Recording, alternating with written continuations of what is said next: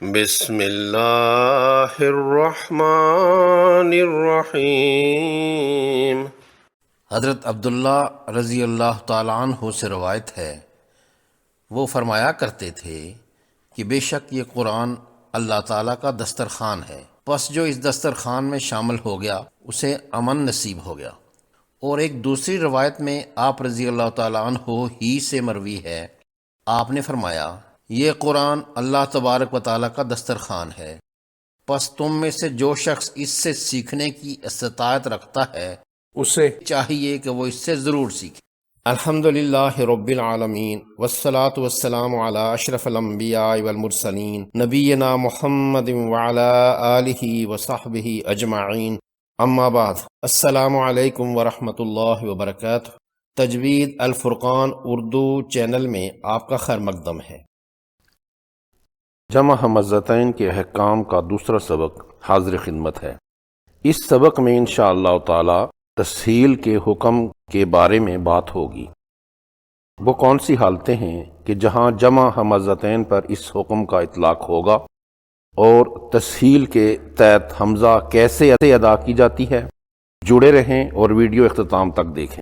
تسہیل کا مطلب ہے آسان کرنا، سہل کرنا، نرم کرنا۔ لفظی معنی سہولت کے ہیں۔ اصطلاحی معنی حمزہ کو حمزہ اور حرف مدہ کے درمیان پڑھنا، حمزہ کو تحقیق اور ابدال کی درمیانی حالت میں پڑھنا، نہ خوب واضح ہو اور نہ بدلنے پائے، نرمی آسانی سے ادا ہو۔ امام حفص کی روایت کے مطابق اس کی اکلوتی مثال سورہ حامیم سجدہ کی آیت 44 میں ہے۔ اعجمیٌ کی دوسری حمزہ کو تسہیل سے پڑھنا ہے۔ پہلی حمزہ تحقیق سے پڑھی جائے گی اور دوسری حمزہ کو تسہیل سے پڑھنا ہوگا۔ اس حمزہ کو الف اور حمزہ کے درمیان پڑھنا چاہیے۔ تسہیل کی دو اقسام ہیں، تسہیل وجوبی اور تسہیل جوازی۔ تسہیل وجوبی یعنی ایسی عبارت جہاں صرف تسہیل ہی جائز ہو، کوئی اور دوسرا حکم نہ لگ سکے۔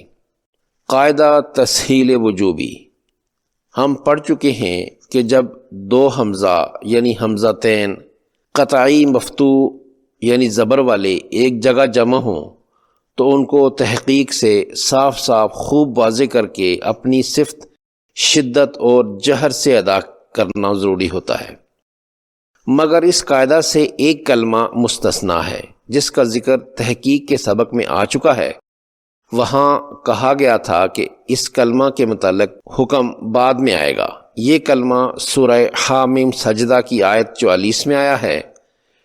اعجمی، ان دونوں حمزوں میں سے امام حفص کی روایت کے مطابق پہلی تو تحقیق کے قاعدہ کے مطابق خوب واضح اور صاف ادا ہوگی، جبکہ دوسری حمزہ کو تسہیل سے ادا کرنا ہوتا ہے، یعنی سہل کر کے نرمی سے ادا کریں گے، نہ واضح کریں گے اور نہ حرف مدہ میں بدلیں گے، درمیانی حالت میں ادا کرنی ہوتی ہے۔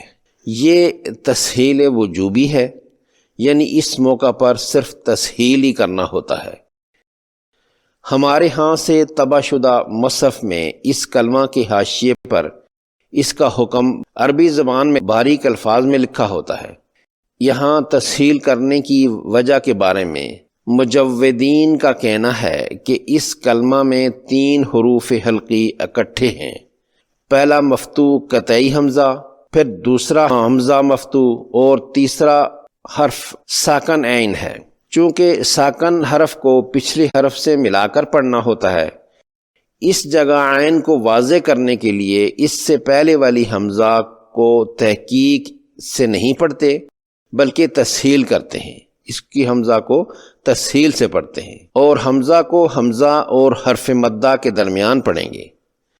اگر دوسری حمزہ کو بھی تحقیق سے واضح کر کے پڑھیں تو عین کی آواز دب جائے گی۔ اس عین کی آواز کو واضح کرنے کے لیے دوسری حمزہ کو نرم کر کے پڑھتے ہیں۔ یہ تسہیل واجب ہے، یہاں ہر حال میں تسہیل ہی جائز ہے۔ اعجمی، تسہیل کی دوسری قسم تسہیل جوازی ہے۔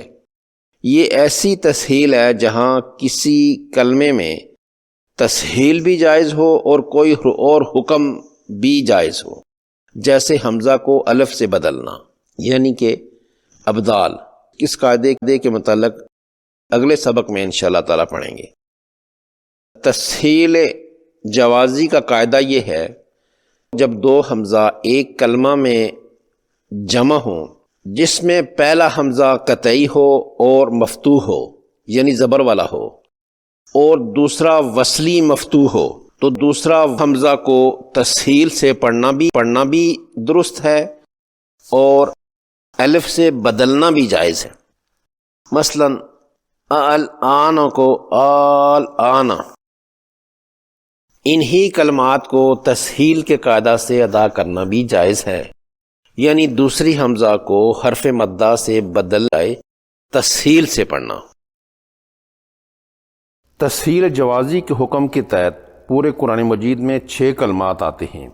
اللہ سورہ یونس اور نمل کی آیات 59 میں، الآن سورہ یونس کی آیات 51 اور 91 میں، اور الذکرین سورہ انعام کی آیات 143 اور 144 میں 2 بار آیا۔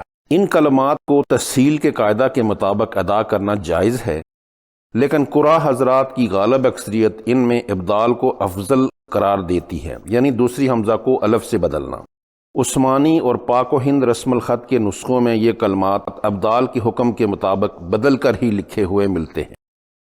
اس ٹیبل کے تیسرے کالم میں اصل عبارت کے کلمات لکھے ہیں، جبکہ پہلے کالم میں پاک و ہند کا رسم الخط اور دوسرے کالم میں انہی کلمات کو عثمانی رسم الخط میں لکھا ہے۔